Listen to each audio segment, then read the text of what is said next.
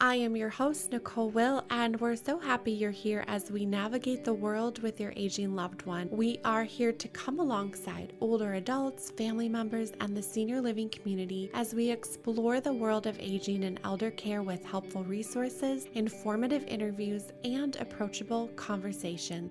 We get to do this together, so join us on our journey, and this is the Will Gather podcast.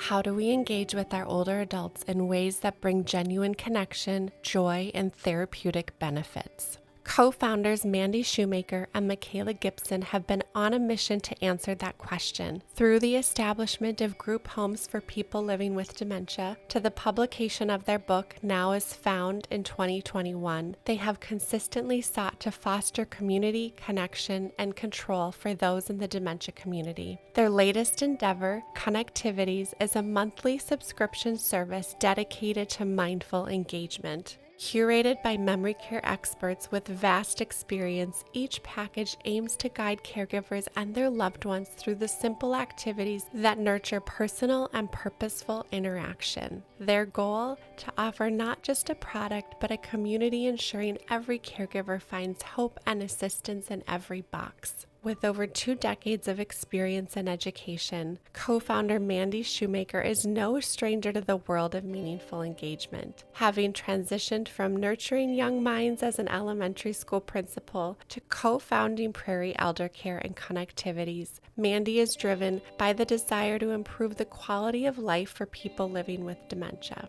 Today we talk about how we bridge the gap for caregivers who are striving for more than just care, but for true heartfelt connection. Join us as we explore the power of play, innovative engagement methods, and the vital role caregivers and families play in enhancing the lives of our older adults. Whether you're a caregiver, family member, or someone who's passionate about the dementia community, there is helpful conversation for you here. Here is my interview with Mandy Shoemaker. I've been looking so forward to this conversation, so thank you so much for joining me today. Yeah, absolutely. Me too.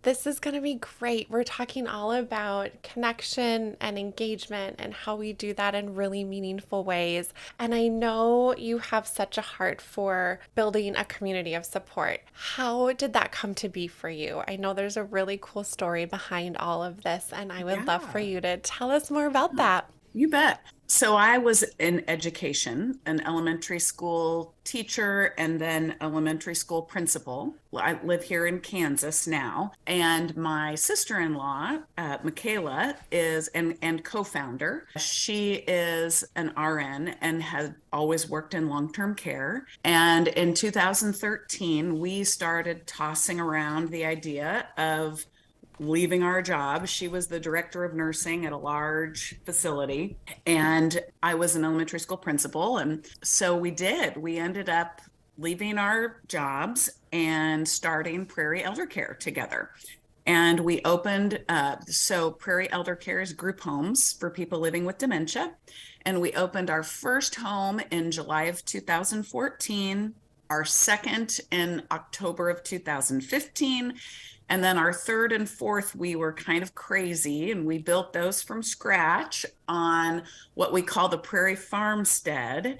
And so those 2 houses opened kind of at the same time in the spring of 2018. So we're just coming up on the 5th year anniversary of those houses. And then we're now building our third and final home on the farmstead Oh my property. gosh, So so cool. Okay, so talk about the yeah. farmstead. What does that mean, farmstead? Does it have what we'd think of as all those kind of amenities? It does, in a kind of compact, really Hmm. accessible way. So, we're in Kansas. We're in suburbs of Kansas City, Missouri, on the Kansas side. But Michaela and I, when we very first opened, of course, we were, just like everyone else, very taken with Hogeway, the dementia village in the Netherlands. But feeling like that wouldn't necessarily apply to our residents who didn't really come from that. I think of that downtown, like close in a Hmm. walkable neighborhood kind of village concept. And so most of them came from farms, actually.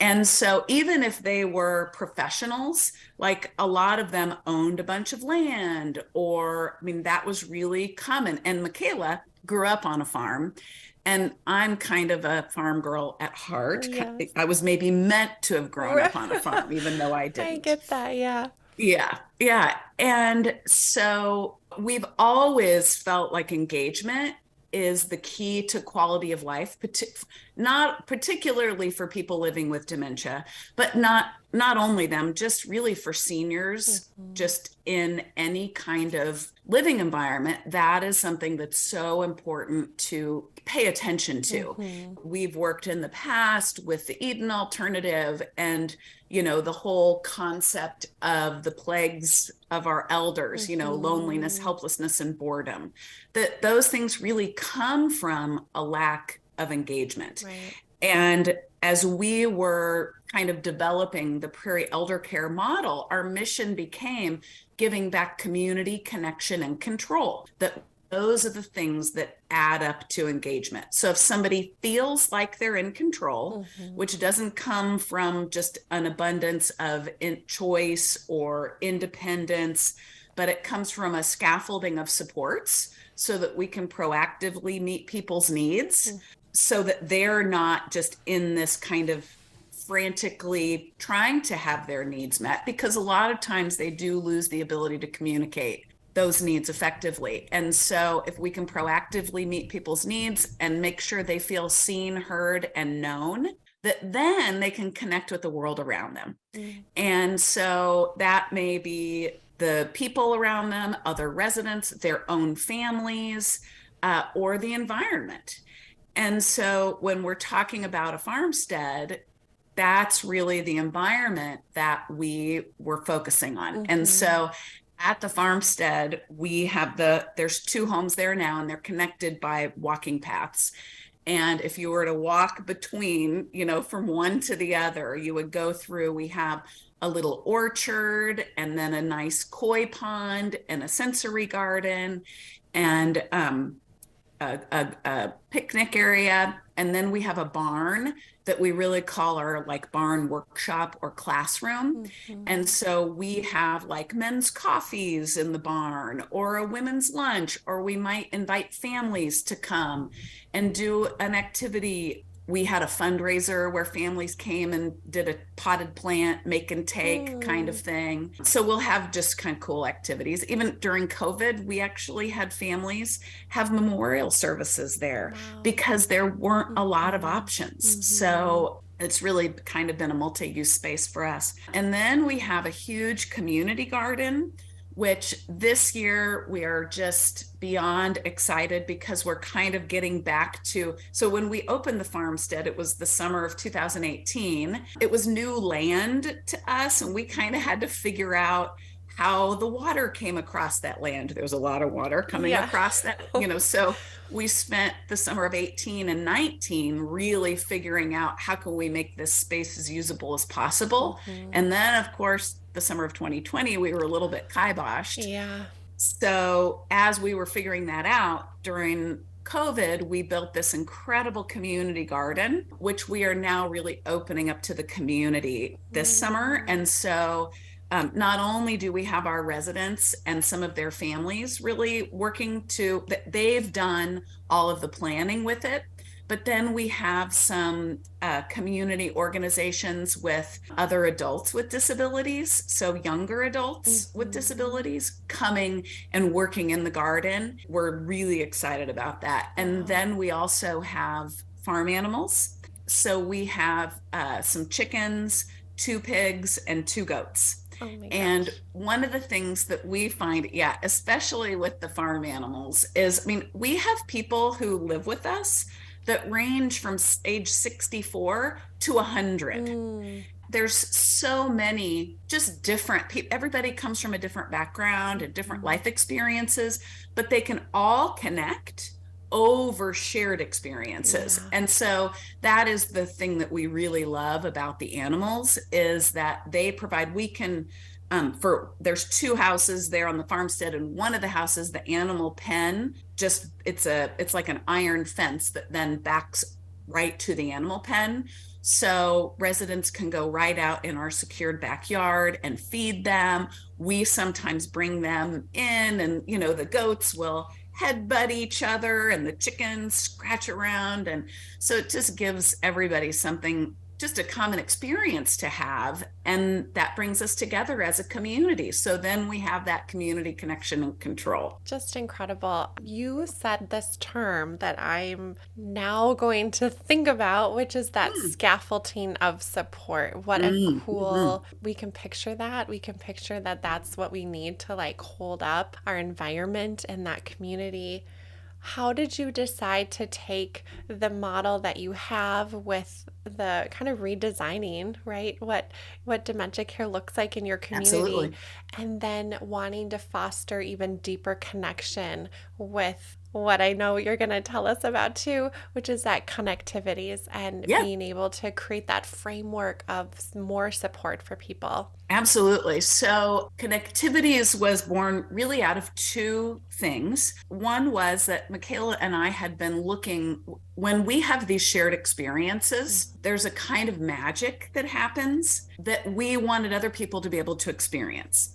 And so we had for years really been looking for a way to spread that to other communities, have that be a little bit more replicable in other communities. That coupled with just necessity in the fall of 2021 was when we were really overwhelmed by the staffing shortage. And in our model, which is a group home model, we don't ever work short. So when we did have open positions, it was our leadership team that were filling those positions. And I'm a CNA. So, Michaela being an RN, obviously can do that as well. And so we were all filling in several times a week, which we have somebody who is planning and preparing activities. They weren't always the ones implementing them, but a lot of times the ones implementing them.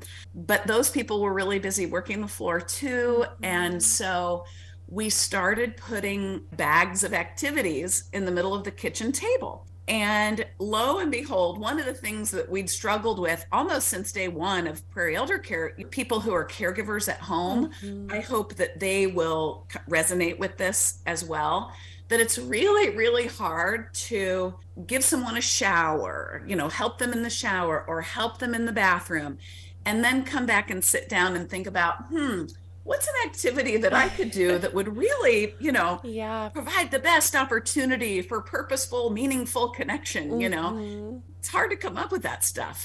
And even then, the first time you try it, it may not be exactly right. And we found that the more that we did to prepare an activity and make it as seamless to implement as possible, the more likely it was to get done. Yeah.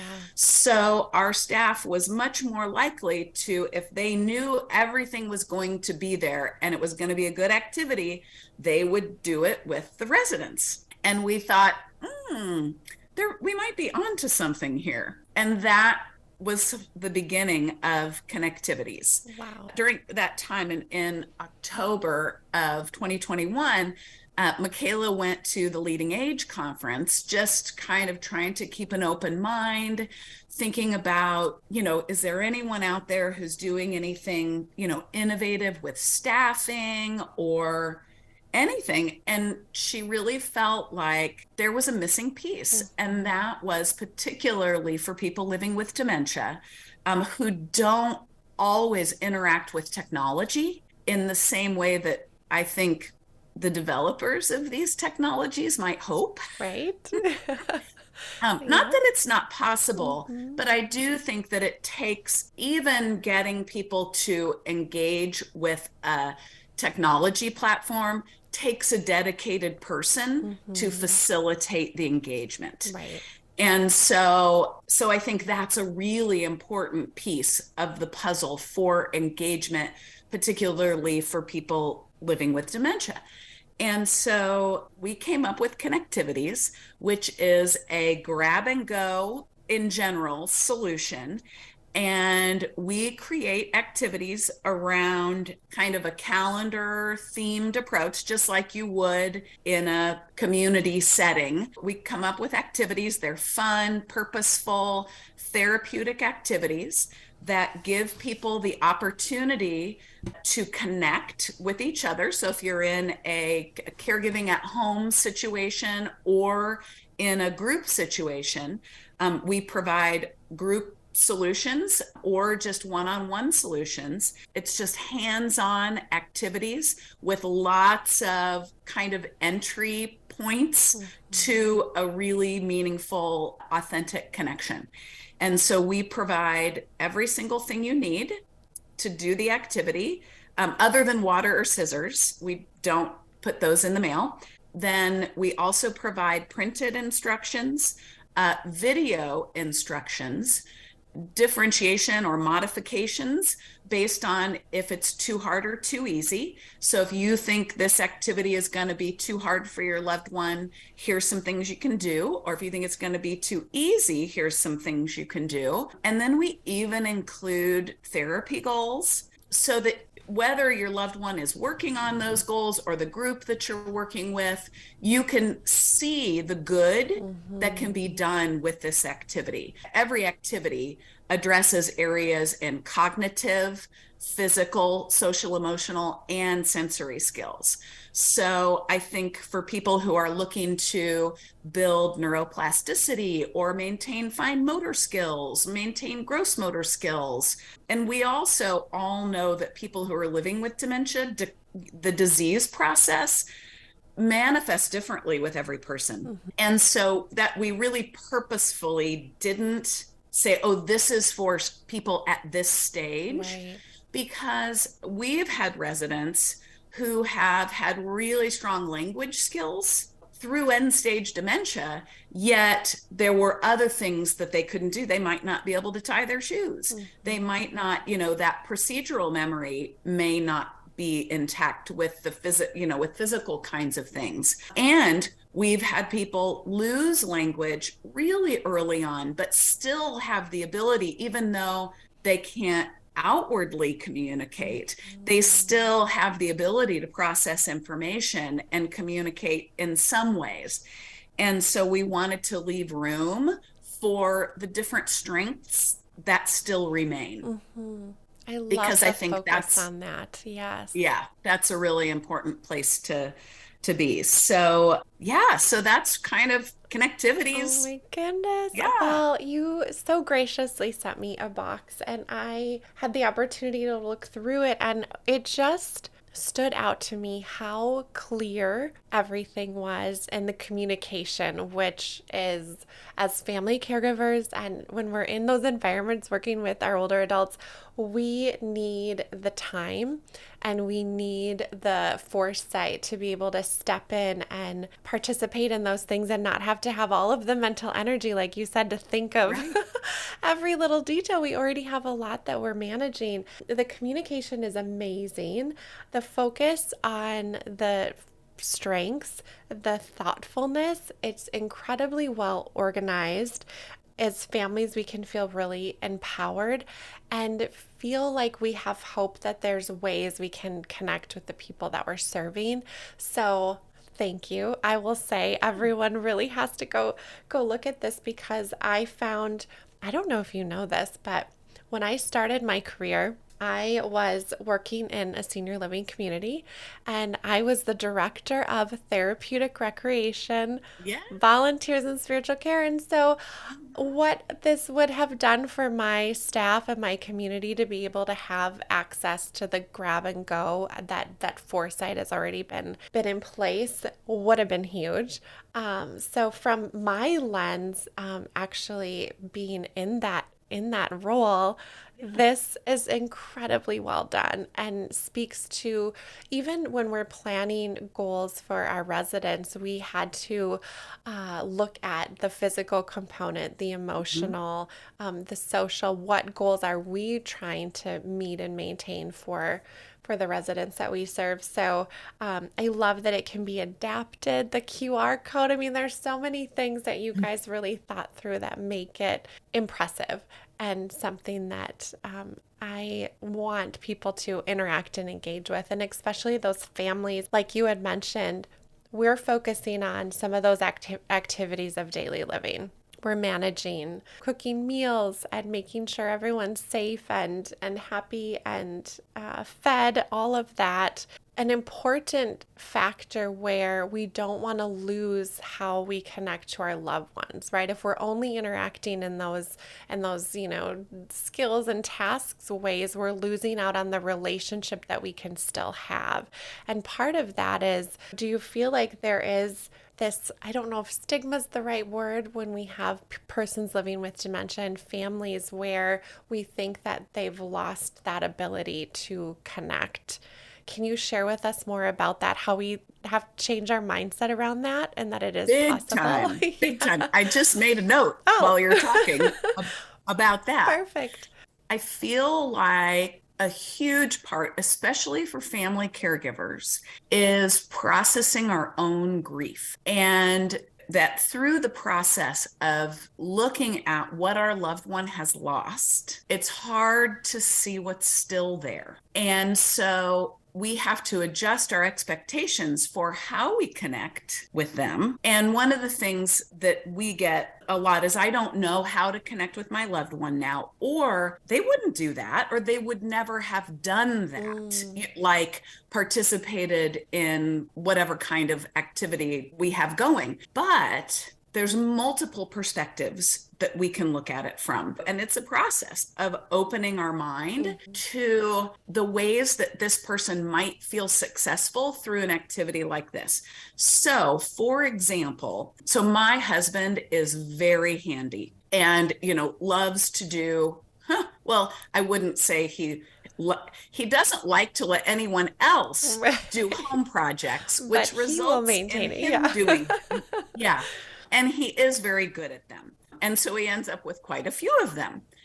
And so if he ends up living with dementia and we're in this caregiving role, even though his hobbies are around, fishing, hunting, do it yourself, construction, woodworking kind of things, he wouldn't be able to safely do those things. Right. But he does really enjoy the process of a task, the process of being a part of planning it out, having the conversation about how it should be done and how it should be completed. And so looking at how we can engage our loved one in a successful connection and interaction through this activity. It's not about what the activity is making. It's about process of getting someone involved in the activity. So, and this is, I think, common that we have roadblocks when we're dealing with men. And at Prairie Elder Care, we actually have our ratio of men is a little higher than what you would find in a typical setting, because our setting just really works for men and not very many do. So our men are our most avid participators in Connectivities, because they want to be doing things and they want to be involved. One of my favorite activities in our April box is just this it's making button flowers. So you put some buttons, different size buttons on like some little floral wire, and it makes these cute flowers. Who cares if it's not that they didn't like flowers and making crafts, but they probably loved helping or planning. Or let's not forget every dad who was given tons of unwanted advice, right? Yeah. So do you think I should do this button first? This, what order should we put this in? Oh, Dad, can you hold this button for me while so think about the part that they can do, that they can be successful with. And it's not about, we say this all the time, it's not about the product. It's about the process and the connection that you feel during that process. And so I think our guys love it so much because they want to help everybody. They want to feel productive. And so it really gives them that feeling no matter what the actual thing is that they're doing. And one thing that I'll say about Connectivities and our process for coming up with the activities, we actually trial everything.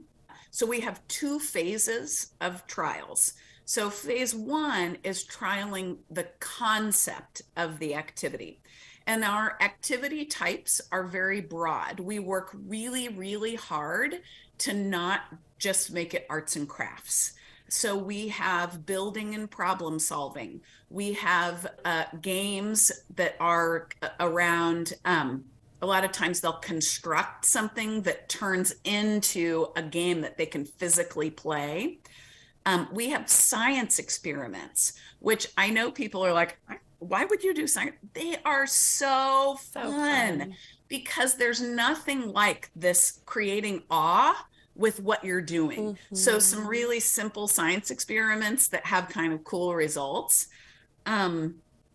We do sensory activities that really tend to lead us to some great reminiscing opportunities. We always have some writing and language. For people that can write, even copying writing, it sounds super boring, very rote, whatever. There's a lot of research out there that it is really good for the brain. Wow. So if you can even write a word and they copy it, that's a really good activity for their brain.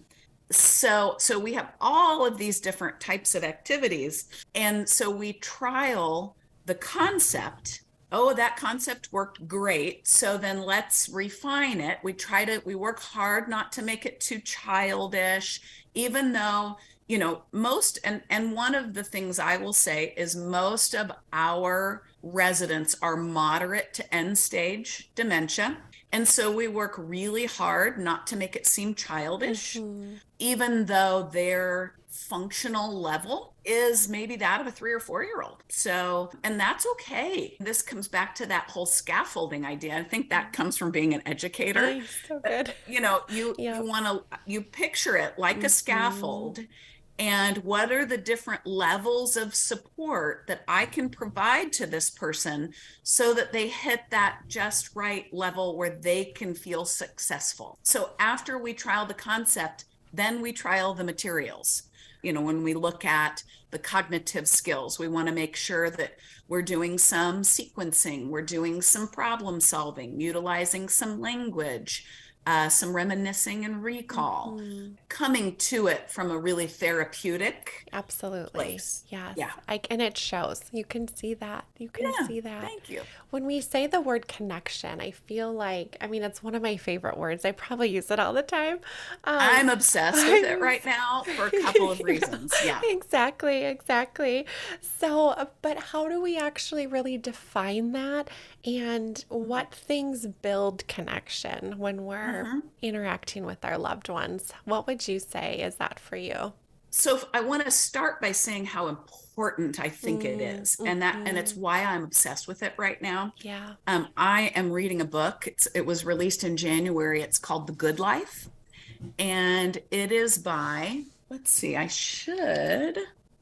put it up on my bookshelf. Yeah. But it is by the 2 current directors of the Harvard Happiness Study. And the Harvard Happiness Study is the longest ongoing scientific study of happiness ever. And it's been going on for 84 years. And the primary learnings of the study are that connections and relationships are the key to happiness.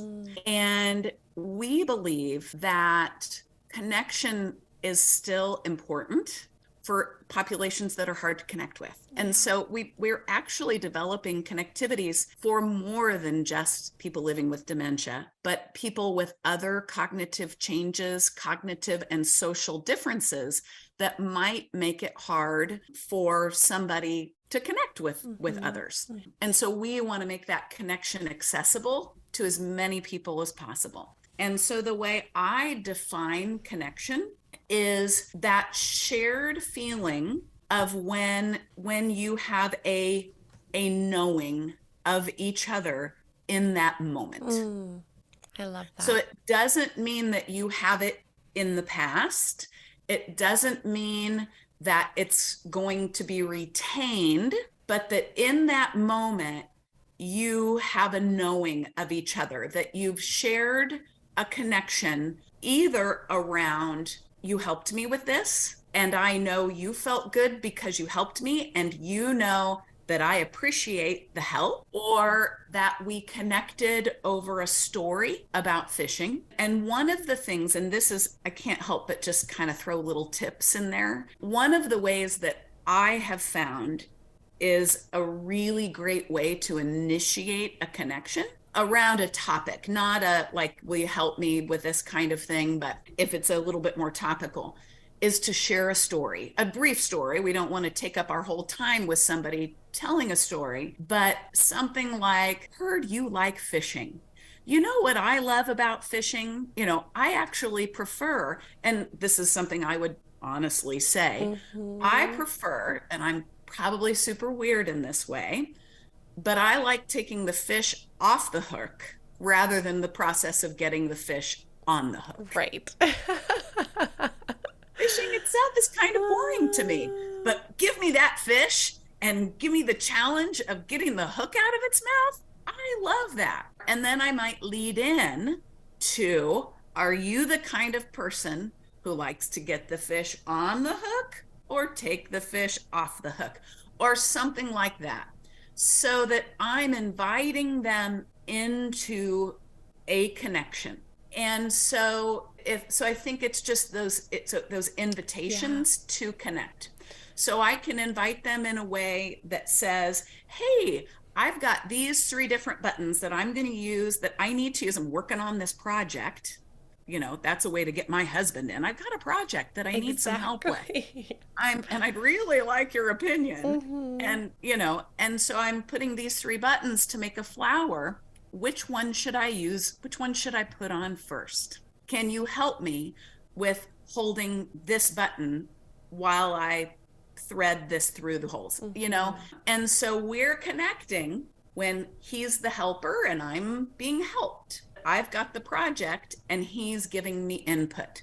So I would say those are all connections. Mm-hmm. And I think we have this misnomer that it has to be super deep, that a connection has to be initiated by somebody else, that it has to be super two-sided. And I think that people, particularly people living with dementia and other brain changes, need us to be the ones that create the connection, that create that foundation, Mm-hmm. because they may not have the ability to initiate it, but they have the ability to feel it. Yes. Oh, so good. Yeah. So what we're really going for is that feeling of that moment of connecting. When we then can build on those moments, not only does this fill the care recipient's cup, it fills the caregiver's cup, Mm. because you need that connection too, to accomplish both of those things in one, when you guys have to spend so much time together. And to be able to get that for both sides of the equation, I think is really, really important. And then that makes both sides of the equation, the things that happen after, maybe turn out better. Mm-hmm. There's less frustration. As a caregiver, I'm less frustrated. As the care recipient, they're less frustrated. And I think we can build on that. Thank you for giving families and caregivers permission. We're not bringing in the past and we're not in the future, and especially with how the brain changes in that process, it really is the moment, and that's what we Right. hang on to. Yeah. Use the past to Mm-hmm. connect in the moment, Mm-hmm. and we can use the present to Yeah. connect in the moment. Yeah. And I Yeah. just think that it's really important to think about, how do I invite this person into a moment together? Families also, I think, don't always know what opportunities or how to connect with their loved one in those moments. Right. You know, I think if you're It's visiting, if you're hard. maybe out of town or maybe you live far away, do you have any recommendations for families to stay connected when you're not able to be there all of the time? Maybe you're coming for a visit. Yeah, well, I think when you're coming for a visit, I think this part's hard. I think, and I know people will say, oh, that's so much easier said than done. But I think it's really important to think about the visit needs to not be about me and what I need to get from my loved one, but it needs to be about them and how we can connect. And so being curious, I think that's kind of a buzzword right now, curiosity. Yeah. But I think being curious about what might invite them to connect, what type of invitations to connect they might be open to.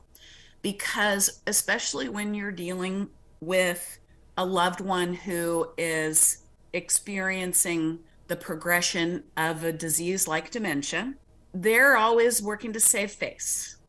And so that yes or no question is often going to be answered with no, because no is the safest answer. There is no risk in no. Right. So how can I control my own expectations so that any connection will fill my cup and so that I can fill theirs? I think when we connect with our loved ones, when we don't have, or when we visit and we don't have tons of opportunities to connect all the time, there's so many expectations put on that.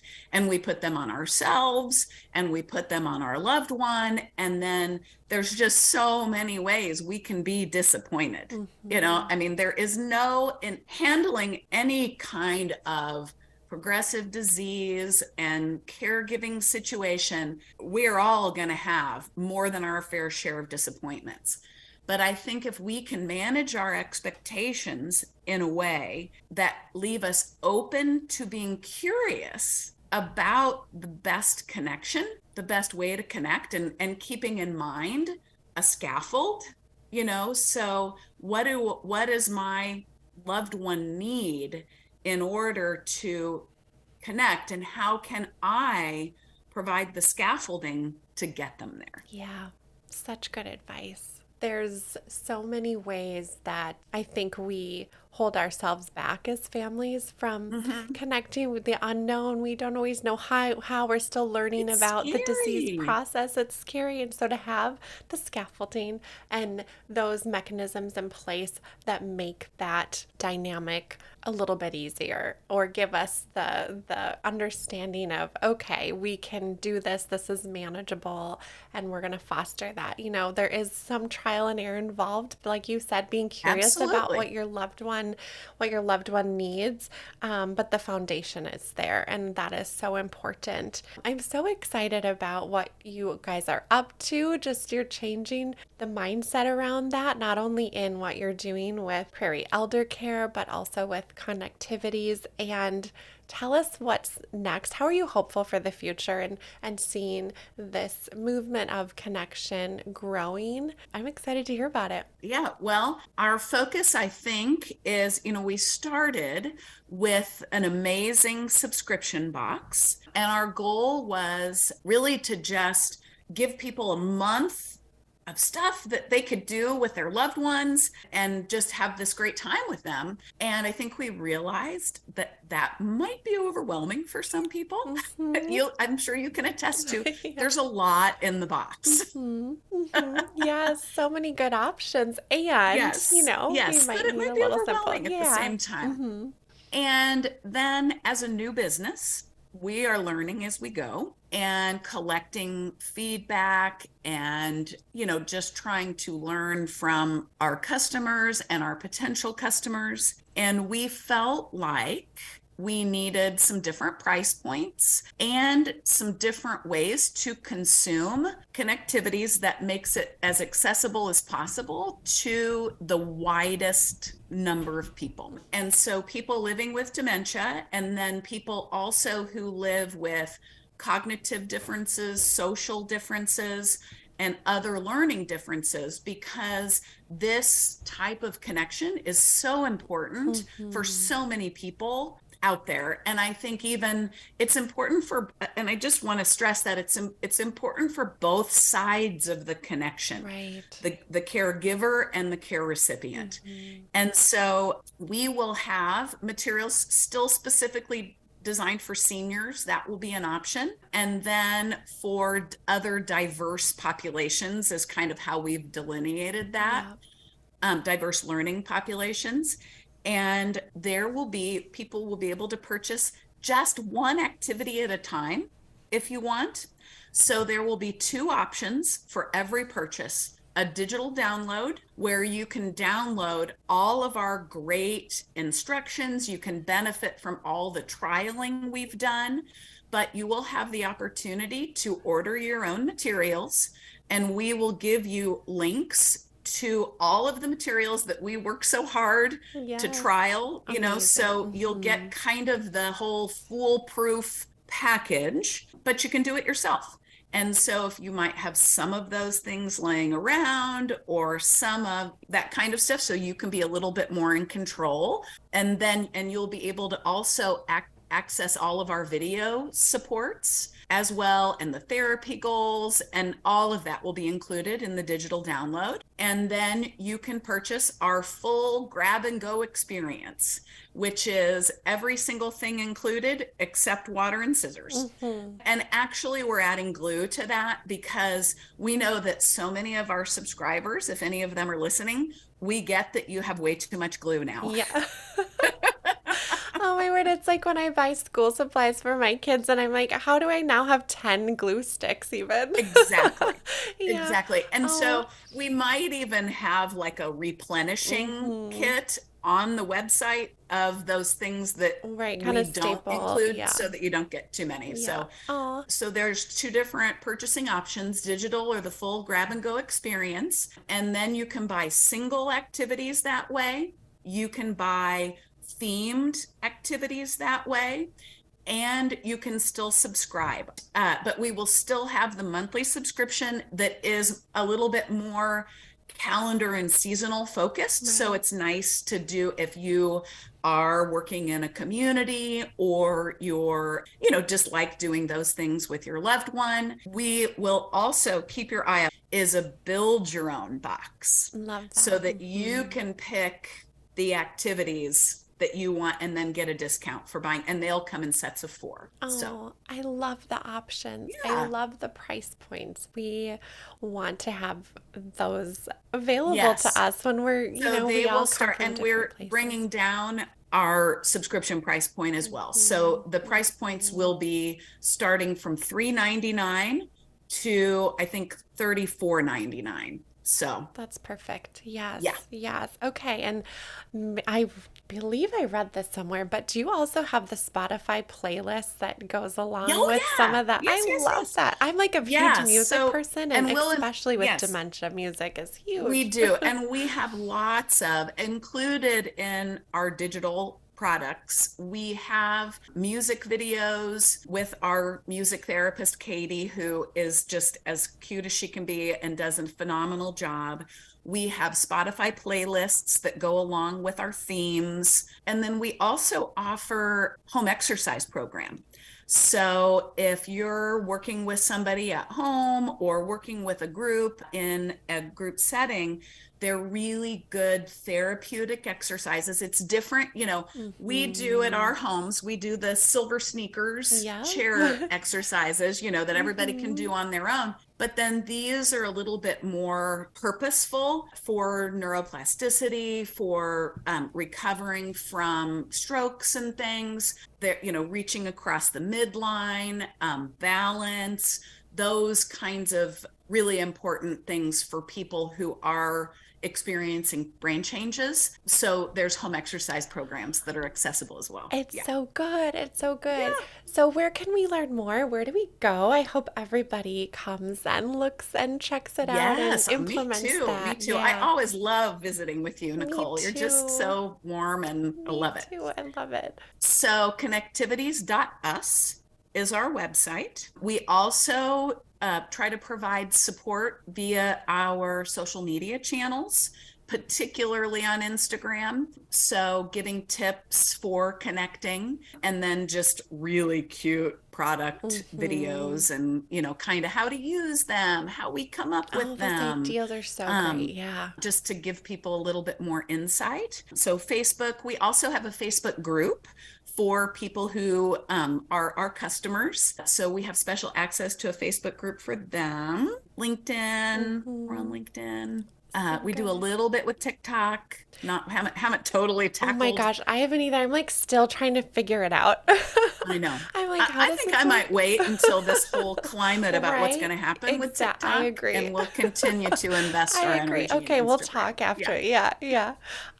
This has been so great. And thank you for showing people what's possible and to be in the moment and to know that connection in any way is vital and that we need that. And I appreciate you sharing your story and visiting with me. It's been such a pleasure this morning. Thank you. Yes. Thanks for helping us spread the word. Absolutely. My pleasure. Thank you. Thank you for listening today. If you enjoyed our episode, please subscribe and give us 5 stars. In all honesty, we'd love to hear from you. Thank you so much for listening to our episode.